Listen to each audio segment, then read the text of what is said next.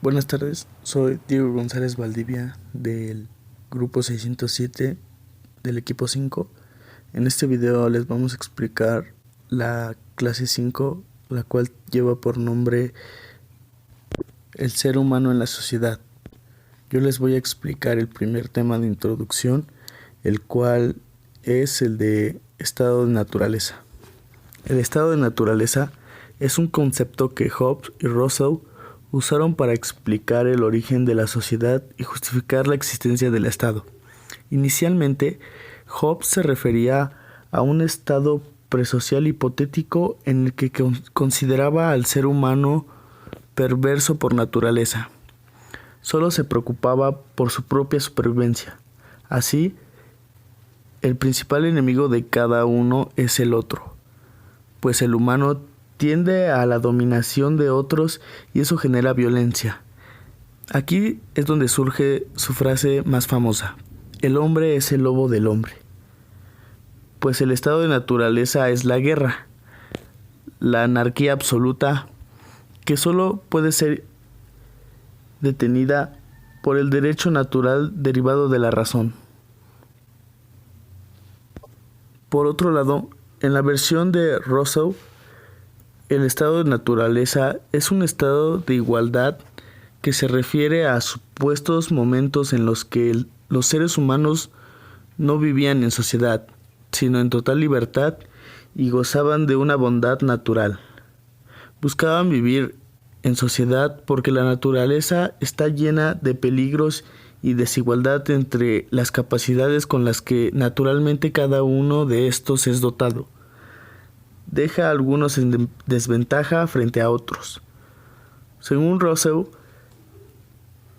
la propiedad privada puede poner fin a dicho estado de desigualdad y conferimos a cierta libertad. Sin embargo, debe ser regulada para que la riqueza no acumule excesivamente en las manos equivocadas. El siguiente tema que les voy a explicar es el de contrato social. El contrato social es un acuerdo implícito que realizan los miembros de un grupo. Este término explica la autoridad política del orden social, es decir, el origen y propósito del Estado y de los derechos humanos. Russell explicó que para vivir en sociedad, los seres humanos acuerdan un contrato social que les otorga ciertos derechos a cambio de perder la libertad de la que gozaban en estado de naturaleza.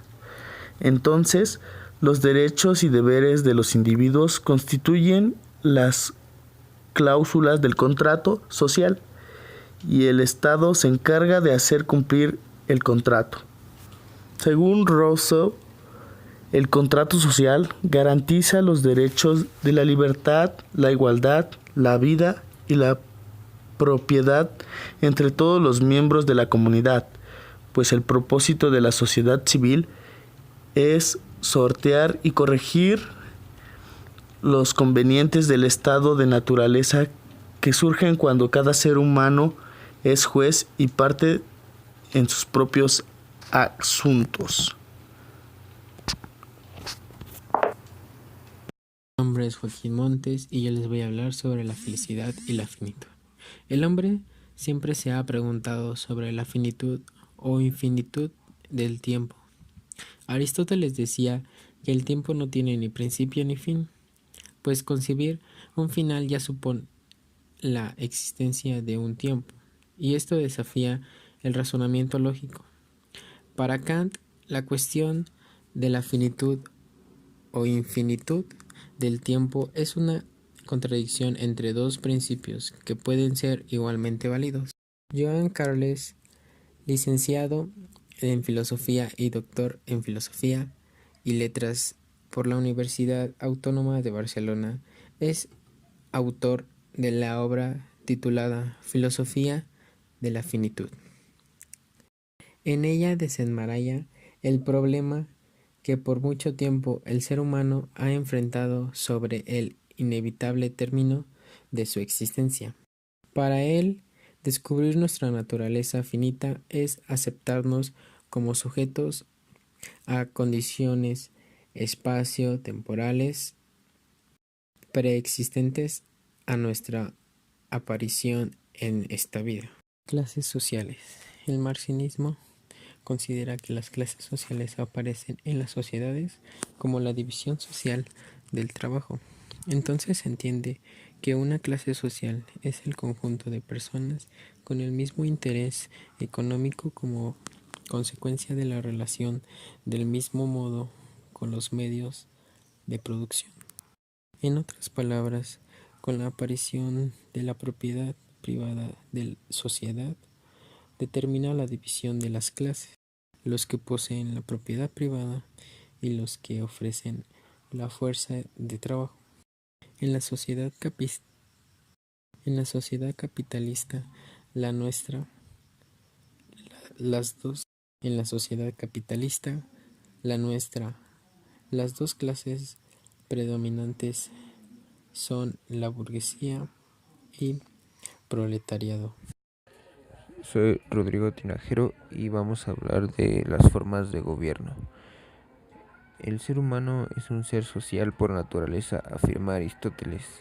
Esto implica la necesidad de agruparse y organizarse para garantizar su supervivencia. Los griegos llamaron a esta comunidad de personas agrupadas polis. En la política, Aristóteles la define como asociación política cuyo fin es el bien común. La clasificación que propone Aristóteles se basa en la consideración del término medio como principio para definir las formas de gobierno. En la búsqueda del bien común y en el estudio de diversas constituciones de las polis que existían en ese momento, Aristóteles divide en tres formas la monarquía, es decir, el gobierno del más noble o el rey o monarca, bajo la plena aceptación del pueblo y guiado por las leyes de los polis. La aristocracia, definida como el gobierno de los mejores, es decir, una clase que domina y gobierna a la mayoría. Finalmente, la república como el gobierno de todos a partir de las leyes constituidas. Si éstas degeneran, devienen la primera en tiranía, en la cual una persona obtiene de manera violenta el poder, lo ejerce sin obedecer las leyes y solo atiende al interés del tirano. La segunda en oligarquía, cuando quienes gobiernan son los mejores, sino los más ricos, y por lo tanto atenderán a los intereses de quienes sean más ricos. Por último, la demagogía o democracia, como la desviación de la república y donde el gobierno atiende solo al interés de los pobres, no al provecho de la comunidad, y además no hace caso a las leyes. Hola, mi nombre es Cristian Abel. Les voy a explicar un poco sobre la distopía, también conocida como antitopía o utopía negativa, contraria a la utopía. La distopía supone una sociedad imaginaria donde prevalece el miedo y la gente deshumanizada, pero también puede proponer una alternativa ideal, sino de acción, por lo menos de reflexión, al describir primero una situación extrema o apocalíptica, a la que el ser humano puede llegar sino a cambio de su modo de vida vigente, el cual le esté causando un daño continuo. La distopía se caracteriza por el fatalismo con el que se expresan las cosas que han de venir, las cosas que podrían ser peores. Es una visión pesimista de la humanidad, donde el ser humano es una especie sin esperanza y por lo tanto sin futuro. Es una visión donde el ser humano podría incluso involucionar, es decir, ir para atrás en el proceso evolutivo en lugar de avanzar.